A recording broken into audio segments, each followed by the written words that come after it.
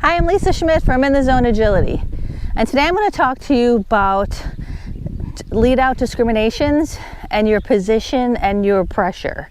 So I had this sequence set up for my class, and a couple of my students, when they wanted the A-frame, started off like right here and then called their dog and even bent over. So I hopefully position the camera kind of like where your dog, with the dog's view. If I was doing this, would you go up the A-frame? Probably not, unless you love the A-frame so much and it didn't matter. But you could see that by being so close to the A-frame and bending over.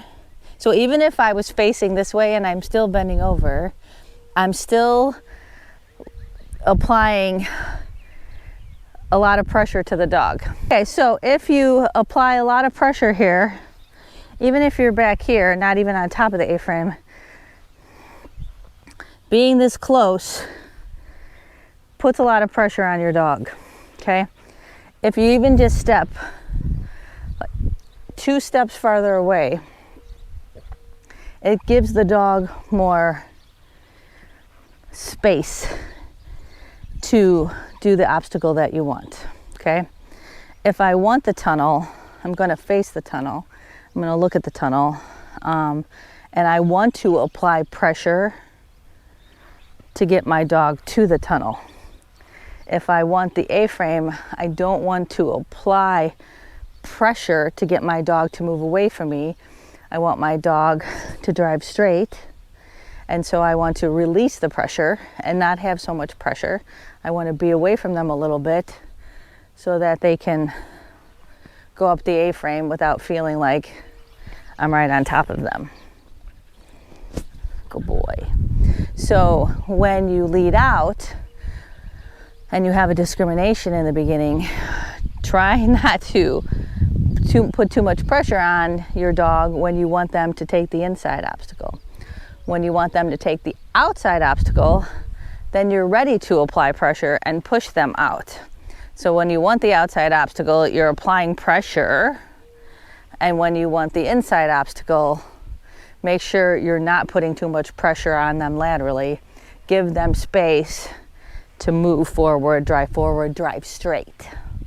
Okay, so let me do that again and tell me where you think you should go. Okay, Rev. Okay, Rev. So if I'm standing here, even if I'm standing here, I still would expect my dogs to take the A-frame because I'm not looking at the tunnel, applying pressure to the tunnel. But I'm pretty darn sure my dogs would be uncomfortable with me being that close as they zoom by to go up the A-frame.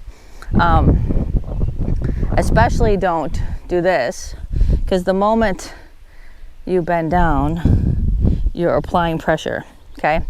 And even being this close, people tend to look at their dogs too.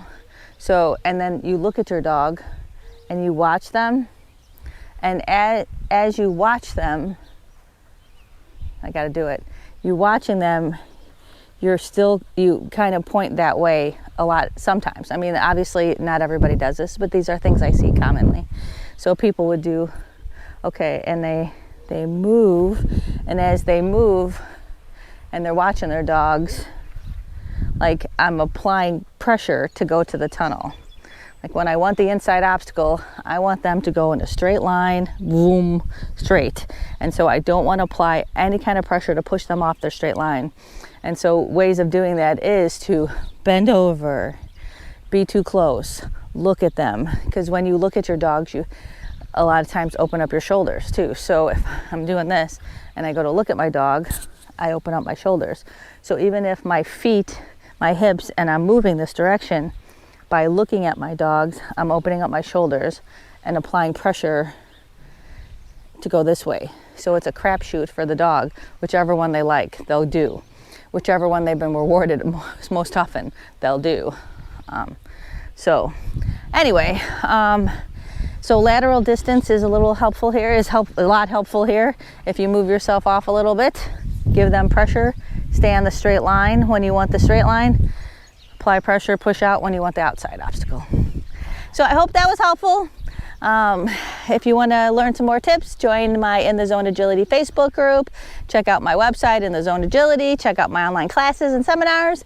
And I hope to see you later. Bye.